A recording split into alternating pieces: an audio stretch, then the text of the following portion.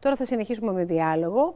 Ο κύριος Χρήστος Σανίδας, ο υποψήφιος πρόεδρος του Επιμελητηρίου της Φθιώτιδας, είναι εδώ απόψε μαζί μας. Λίγα 24 ώρα πριν την εκλογική αναμέτρηση, που είναι και τετραήμερη στη Φθιώτιδα. Καλησπέρα, καλώς ήρθατε. Καλησπέρα, κυρία Παρασκευά, σας ευχαριστώ. Καλησπέρα και στους τηλεθεατές μας. Να είστε καλά. Και έχουμε μια τετραήμερη διαδικασία: Αταλάντης, Περχιάδα, Στυλίδα και Λαμία. Την Πέμπτη που μας έρχεται, 28 Νοεμβρίου. Πρώτη μέρα εκλογών στην Αταλάντη, δεύτερη μέρα είναι στη Σπερχιάδα, τρίτη μέρα το Σάββατο στη Στυλίδα και την Κυριακή, τελευταία ημέρα, η μητέρα των μαχών που λέμε εμείς, στη Λαμία. Στη Λαμία.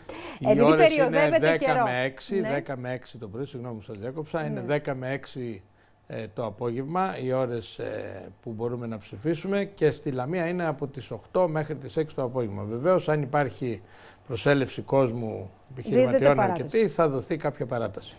Έχετε κάποια στοιχεία, έχουν πληρώσει αυτό που έπρεπε οι επαγγελματίες, έχουμε κάποιο πλάνο για το αν περιμένουμε πολύ συμμετοχή? Είναι τα ίδια με την προηγούμενη φορά. Είναι περίπου 3.500-3.400 αφημοί εταιρικά και ατομικών επιχειρήσεων, τα οποία νομίζω ότι καταλήγουν σε ένα εκλογικό σώμα της τάξης των 4.400 φυσικά πρόσωπα, τα οποία μπορούν να ψηφίσουν. Κάθε φορά, το κάθε φυσικό πρόσωπο μπορεί να ψηφίσει μόνο μία φορά, ανεξαρτήτου σε πόσες επιχειρήσεις μπορεί να συμμετέχει. Μάλιστα. Είστε τρεις δυναμικοί συνδυασμοί, αρκετοί υποψήφοι.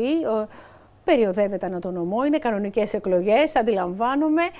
Έχετε μια εικόνα πλέον από όλη τη Φθιώτιδα. Θέλω να μου πείτε βασικά ποιο είναι το προεκλογικό κλίμα, πώς το ζείτε εσείς αυτό το σκηνικό? Εντάξει, νομίζω μέχρι στιγμής ευτυχώς δεν έχει υπάρξει πόλωση, πλην συγκεκριμένων, ας πούμε, τοποθετήσεων. Νομίζω είναι καλό το κλίμα. Ευελπιστώ ότι θα συνεχιστεί έτσι μέχρι και την Κυριακή, ώστε την επόμενη μέρα τίποτα να μην μας διχάζει, να μην μας χωρίζει. Όπως είπα και στην ομιλία μου, το επιμελητήριο πρέπει να ενώνει. Ναι. Δεν μπορεί να διχάζει, δεν μπορεί να χωρίζει. Ήσασταν ενωτικός και στο debate την προηγούμενη φορά. Φάνηκε η διάθεσή σας για συνεργασία και όχι για αντιπαράθεση. Νομίζω δεν υπάρχει άλλος δρόμος. Όχι γιατί είμαστε τρεις συνδυασμοί και μπορεί να μην προκύψει αυτοδυναμία, αλλά γιατί μιλάμε για επιμελητήριο. Έχουμε κοινό στόχο όλοι, το καλό των μελών μας, το καλό των επιχειρήσεων. Επομένως, ναι, δεν υπάρχει άλλος δρόμος παρά μόνο η συνεργασία. Θέλω να μου πείτε, έχουν ενδιαφέρον οι έμποροι, οι επαγγελματοβιοτέχνες, τα μέλη του επιμελητηρίου δείχνουν ενδιαφέρον για τη διαδικασία? Όχι ιδιαίτερα, θα έλεγα. Και είναι λογικό, διότι έχουμε πολλά προβλήματα σαν επιχειρηματικότητα και όλος ο κόσμος κοιτάει τα προβλήματά του και αδιαφορεί ίσως για τις εκλογές. Βεβαίως, δεν σας κρύβω το ότι τις τελευταίες αυτές οι μέρες που διανύουμε, καθημερινά το ενδιαφέρον είναι και πιο έντονο. Εκλογές είναι, οπότε σίγουρα θα υπάρξει προσέλευση. Το στίχημα για μας, το έχω ξαναπεί, είναι να είναι όσο το δυνατόν μεγαλύτερη η προσέλευση του κόσμου. Γιατί η ψήφος, η προσέλευση είναι δύναμη για μας, είναι φωνή. Όπου και να κάτσουμε να διαπραγματευτούμε απέναντι με οποιαδήποτε διοίκηση, είτε είναι σε αυτοδιοίκηση είτε είναι σε μεγαλύτερο βαθμό, θα έχουμε από πίσω μας ένα μεγάλο εκλογικό σώμα.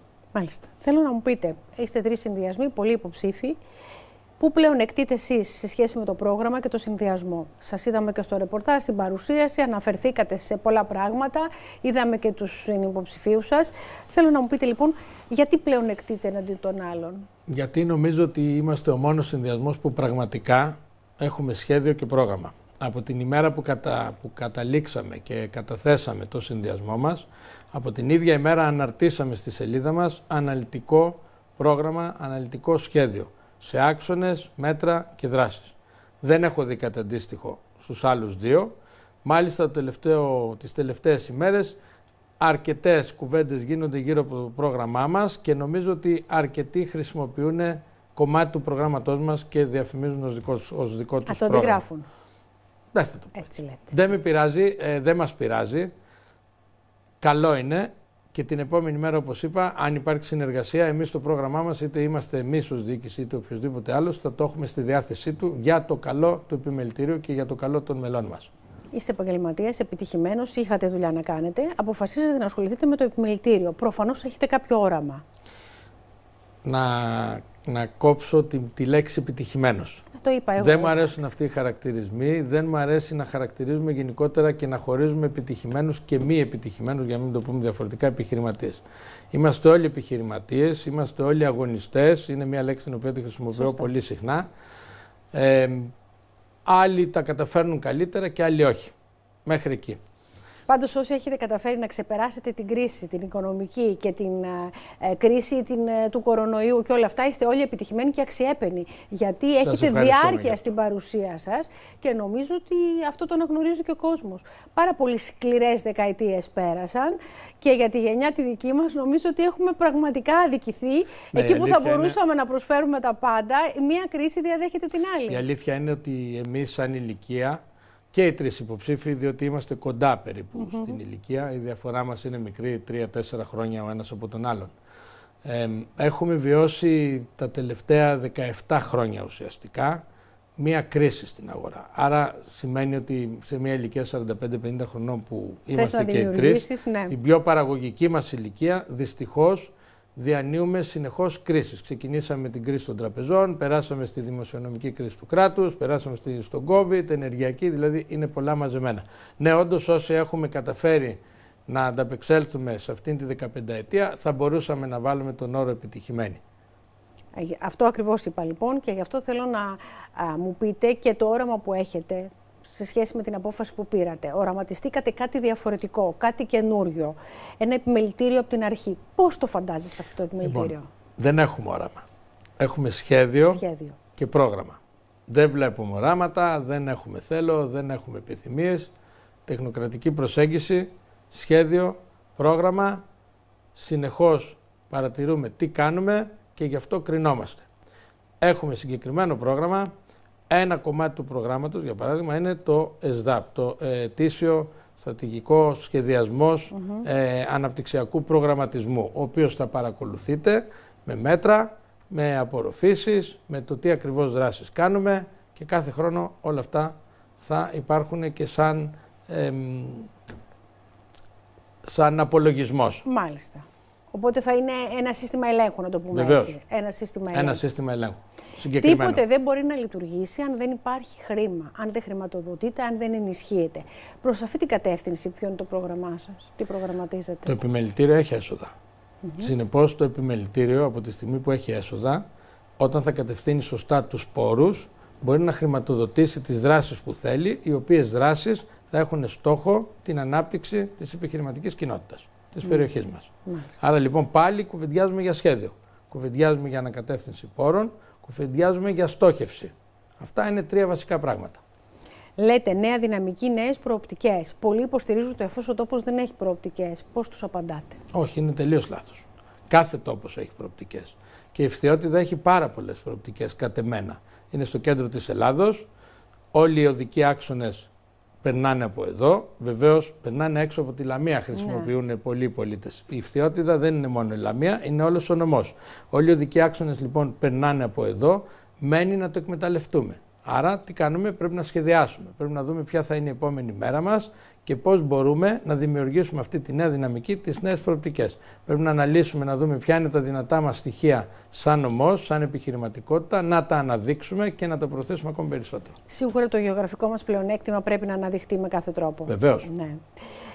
Θέλω να κλείσουμε. Και μάλιστα, συγγνώμη που σας διακόπτω, γίνονται και μεγάλα έργα στην περιοχή μας γενικότερα τα τελευταία χρόνια. Δεν είναι μόνο το γεωγραφικό πλεονέκτημα, δεν είναι μόνο οι οδικοί άξονες. Είναι το λιμάνι της Τυλίδος, το οποίο αναπτύσσεται, είναι το λιμάνι της Λίφας, το οποίο ήδη έχει αναπτυχθεί, το λιμάνι του Αγίου Κωνσταντίνου. Έχουμε αγροδιατροφή, έχουμε εργοστάσια, έχουμε μεγάλες επιχειρήσεις στην Φθιώτιδα, μεγάλες επιχειρήσεις, τις οποίες δεν τις έχουμε εκμεταλλευτεί ποτέ. Και αυτό είναι κομμάτι του προγράμματός μας. Σήμερα μάλιστα ήμασταν σε δύο από τα μεγάλα εργοστάσια της περιοχής, κάναμε μια συνάντηση όπου τους αναπτύξαμε το σκεπτικό μας. Ποιο είναι το σκεπτικό μας? Μια επιτροπή, σοφών την είχα ονομάσει κάποτε, αλλά δεν μπορούμε να το πούμε αυτό, μια επιτροπή στρατηγικού σχεδίου ανάπτυξης, στην οποία θα θέλουμε να συμμετέχουν στελέχη των μεγάλων και μεσαίων επιχειρήσεων που έχουν το know-how, έχουν την τεχνογνωσία δηλαδή, με λίγα λόγια, και μπορούν να καταρτήσουν ένα σχέδιο, να μας βοηθήσουν να καταρτήσουμε ένα σχέδιο ανάπτυξης του τόπου. Μάλιστα. Τι θα πούμε ως μήνυμα, τι θα πείτε ως μήνυμα σε όσους μας παρακολουθούν, είτε έχουν αποφασίσει είτε δεν έχουν έρθουν να ψηφίσουν, αμφιταλαντεύονται, δεν έχουν καταλήξει τι να κάνουν. Το μόνο μήνυμα που έχω να δώσω είναι ότι η ψήφος, το είπα και στην αρχή, η ψήφος είναι η φωνή μας, είναι η δύναμή μας. Πρέπει όλοι να έλθουν στην κάλπη ανεξαρτήτου ποιον συνδυασμό έχουν αποφασίσει να ψηφίσουν. Ή ακόμα και την τελευταία στιγμή. Όλοι όμως πρέπει να έρθουν. Δηλαδή, αν δεν συμμετέχουμε, κάνουμε λάθος. Πρέπει να συμμετέχουμε όλοι μαζί. Αν θέλουμε ένα δυνατό επιμελητήριο, αν θέλουμε ένα επιμελητήριο δίπλα στα μέλη του, πραγματικό συμπαραστάτη για τις επιχειρήσεις, πρέπει να συμμετέχουμε στις εκλογές. Δεσμεύεστε ότι αυτό το έτσι ενωτικό κλίμα που σας διέπει και η διάθεση που έχετε θα είναι η ίδια μετά από τις εκλογές, άσχετα από το αποτέλεσμα? Βέβαια. Δεν έχουμε και άλλη. Είναι μονόδρομος.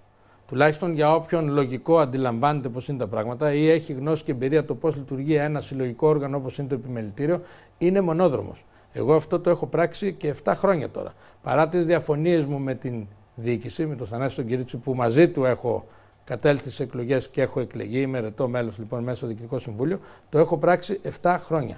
Μάλιστα. Λειτουργώ με συνεργασία, προσπαθούμε να βρούμε λύσεις εκεί που διαφωνούμε και πορευόμαστε, χωρίς να βγαίνουν στο δημόσιο διάλογο όλα αυτά. Τι εννοώ, δηλαδή τα ενίκο μη ενδύμω. Για ποιο λόγο? Γιατί πρέπει να βγάζουμε ένα ενωτικό κλίμα στις επιχειρήσεις μας. Θέλω να σας ευχηθώ καλή επιτυχία, κυρία Σανίδα, καλή δύναμη. Σας ευχαριστώ για πολύ. Το υπόλοιπο και σας ευχαριστώ πολύ για το διάλογο απόψε. Σας ευχαριστώ πολύ. Καλό βράδυ, καλή συνέχεια. Καλό βράδυ και στους τηλεθεατές σας.